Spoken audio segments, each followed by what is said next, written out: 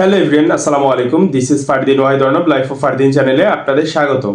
ভারতের ভিসার ফুল প্রসেস সম্পর্কে আজকে আপনাদের সাথে আলোচনা করব, যে বর্তমান সময়ে যে চেঞ্জ এসেছে ভারতের ভিসা প্রসেসে, অথবা যে পরিবর্তনগুলো মাধ্যমে আপনারা সহজে এখন ভারতের ভিসা পেয়ে যাবেন, অথবা আপনারা কি কি পরিবর্তন চেঞ্জ করলে ভিসা প্রসেসের সময় আপনারা এখন সাকসেস হবেন ভিসা পেতে, অথবা আপনারা কিভাবে দ্রুত সময়ের মধ্যে অ্যাপয়েন্টমেন্ট ভিসা পেয়ে যাবেন, এই সব ব্যাপারগুলো নিয়ে আজকে আমি আলোচনা করব।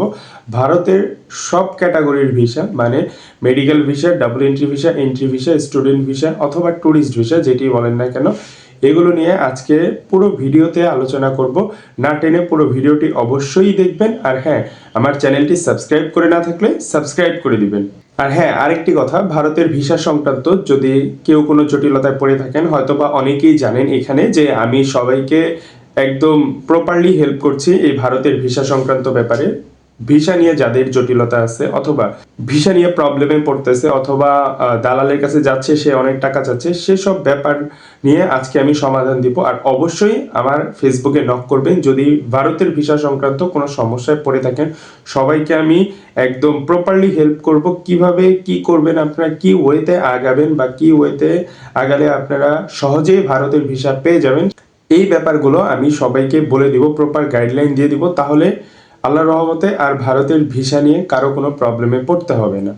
অ্যাট ফার্স্ট আমি মেডিকেল ভিসা নিয়ে যদি আলোচনা করি, সেক্ষেত্রে মেডিকেল ভিসা আপনারা এখন খুব সহজে পেয়ে যাবেন।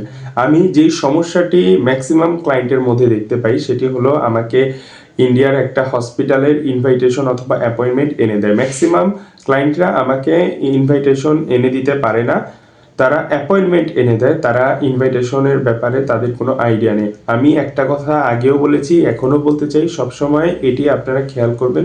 ভারতের মেডিকেল ভিসায় যদি আপনারা ভ্রমণ করতে চান, সেক্ষেত্রে আপনাদের অবশ্যই ইনভাইটেশনটি প্রয়োজন আছে। আর এই ইনভাইটেশনটি অবশ্যই বড় কোনো হসপিটালের হতে হবে।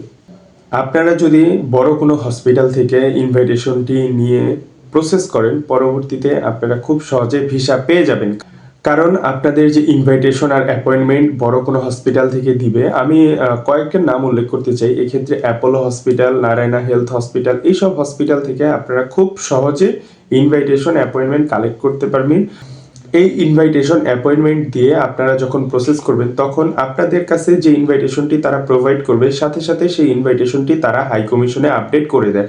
এতে আপনারা যখন ফাইল সাবমিট করবেন, তখন হাই কমিশন ওই দুটো ফাইল যখন একসাথে মিলিয়ে দেখবে, এক্ষেত্রে আপনাদের ভিসা পাওয়ার পসিবিলিটিটা 100% হয়ে যায়। অনেকে বোঝে না, বা অনেকের বোঝার অনেক ভুল থাকে যে ভাই মানে কিভাবে নিব, কোন হসপিটাল থেকে নিব, আমি তো এই হসপিটালে ট্রিটমেন্ট করাবো না, এই হসপিটাল থেকে করাবো, তাহলে আমি এই হসপিটালে কেন নিব। এই ব্যাপারগুলো অনেকের অনেক ধরনের প্রশ্ন থাকে, মনে দ্বিধাদ্বন্দ্ব থাকে, কনফিউশন থাকে। সে কনফিউশনটা আমি আপনাদের মাঝে আজকে ক্লিয়ার করে দিব। আপনারা ভালো কোনো হসপিটালের ইনভাইটেশন অ্যাপয়েন্টমেন্ট নিয়ে ভিসা করবেন, পরবর্তীতে আপনি গিয়ে অন্য কোনো হসপিটালে ট্রিটমেন্ট করাতে পারবেন। হ্যাঁ, অবশ্যই পারবেন। এটা যারা বলে পারবেন না, ব্যান হয়ে যাবেন, এটা সেটা তারা জানে না, বা আপনাদের মিসগাইড করতেছে, অথবা তারা কোনো স্বার্থের জন্য আপনাদের মিথ্যা কথা বলছে। আপনারা ধরেন অ্যাপোলো হসপিটাল থেকে অ্যাপয়েন্টমেন্ট নিয়ে ইন্ডিয়াতে গিয়ে পরবর্তীতে অন্য কোনো হসপিটালে ডক্টর দেখাবেন। হ্যাঁ, আপনারা অবশ্যই দেখাতে পারবেন। এক্ষেত্রে যদি আপনাদের ভিসার মধ্যে লিখে দেয় যে আপনাদের এই হসপিটালে ট্রিটমেন্ট করাতে হবে, পরবর্তীতে তার নিচে কিন্তু এটিও লেখা থাকে আপনি চাইলে হসপিটাল এফআরআর মাধ্যমে পরিবর্তন করতে পারবেন। এটি খুবই সহজ। আপনি ইন্ডিয়াতে গিয়ে আপনি যে হসপিটালে ট্রিটমেন্ট করাবেন, সেই হসপিটালের যে কম্পিউটার অপারেটর, প্রত্যেকটা হসপিটালে কম্পিউটার অপারেটর থাকে অথবা অফিস থাকে, সেই অফিসে গিয়ে আপনারা বলবেন যে ভাই, আমার ভিসাটা এই হসপিটালের রেফারেন্সে নেওয়া হয়েছে, কিন্তু আমি আপনাদের হসপিটালে ট্রিটমেন্ট করাতে চাই। সেখান থেকে আপনাকে প্রসেস করে চেঞ্জ করে দেবে। এতে কোনো প্রকার প্রবলেম, কোনো প্রকার হ্যাসেল নেই, হ্যাসেল ফ্রি সব করতে পারবেন। যারা কিনা এগুলো বলে, তাদের থেকে দূরে থাকবেন। তারা দালালি করতেছে, তারা আপনাদের কাছ থেকে এই মিথ্যা কথা বলে মিসগাইড করে আপনাদের কাছ থেকে টাকা খেতে চাচ্ছে। এই জন্য এইসব ব্যাপার থেকে সবাই অবশ্যই বিরত থাকবেন। আপনারা ফার্স্টে ভালো কোনো হসপিটাল থেকে ইনভাইটেশন অ্যাপয়েন্টমেন্ট নিয়ে পরবর্তীতে অন্য কোনো হসপিটালে খুব সহজে আপনারা ট্রিটমেন্ট করাতে পারবে।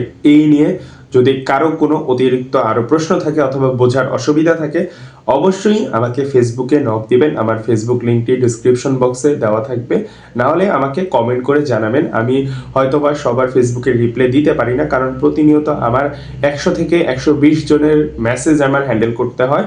সেক্ষেত্রে আমি সবাইকে প্রপারলি SMS করতে পারি না।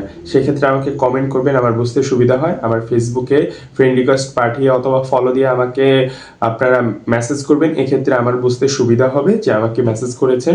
আর আমি সবসময় রিপ্লাই দিতে পারি না, আমি হয়তো বা একদম সকালের টাইমে রিপ্লাই দিতে পারি, দুপুরের টাইমে অথবা সন্ধ্যার পরে আমি ভালোভাবে রিপ্লাই দিতে পারি। এই মাঝামাঝি সময়, দুপুরের মাঝামাঝি সময় অফিসিয়াল কাজে আমি একটু বিজি থাকি, সেক্ষেত্রে সবাইকে আমার ভালোভাবে টাইম দিতে একটু কষ্ট হয়।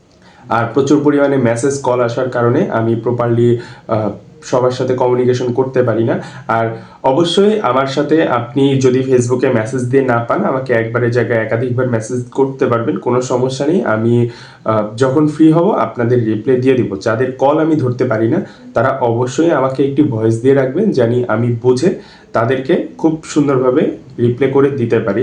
কলের আশায় থাকবেন না, কারণ আমার প্রচুর পরিমাণে কল আসে। কল ধরতে ধরতে আমার মানে টাইমটা অনেক চলে যায়, আমার কাজের মাঝে আমি সবসময় কল ধরতেও পারি না। সেক্ষেত্রে মেসেজ করবেন।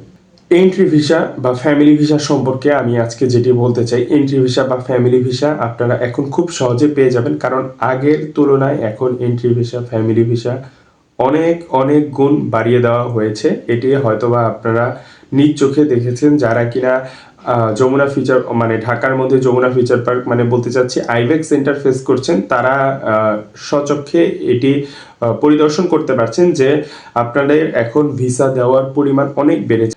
এখন প্রতিনিয়ত 1200 থেকে 1500 জনকে তারা ভিসা দিচ্ছে, ফাইল প্রসেস করছে। এক্ষেত্রে খুব সহজে আপনারা ফ্যামিলি ভিসা পেয়ে যাবেন যদি প্রপারলি প্রসেস করতে পারেন। সেক্ষেত্রে অবশ্যই আপনারা ফ্যামিলি ভিসা পেয়ে যাবেন।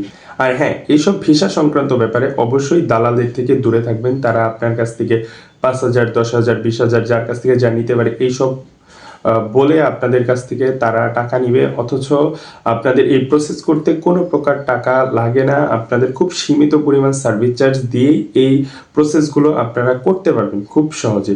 এই ব্যাপারগুলো থেকে সবাই সতর্ক হবেন। দালালরা যে কারণে আপনার কাছ থেকে 8,000, 10,000 টাকা নিচ্ছে, এই কাজগুলো আপনারা 1,000 টাকার বিনিময়ে খুব সীমিত সার্ভিস চার্জে আপনারা করিয়ে ফেলতে পারেন।